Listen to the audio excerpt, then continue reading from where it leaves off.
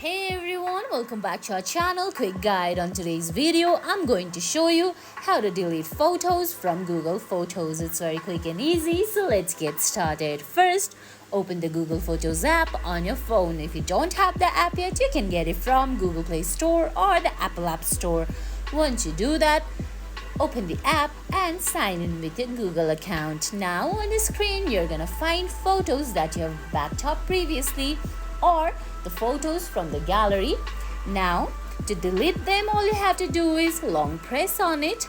Once you do that, you're gonna see a menu appearing from the bottom of your screen. There you can see options like share, add to, delete, favorite, move to archive. Select the delete option, then they're gonna ask you if you're sure that you want to delete it. Then tap on delete, and there you go. Now you've successfully deleted photo from Google Photos. I hope you found this video helpful. If you did, please give it a thumbs up, leave a comment, subscribe to our channel and hit that bell icon. See you in the next video. Thanks for watching.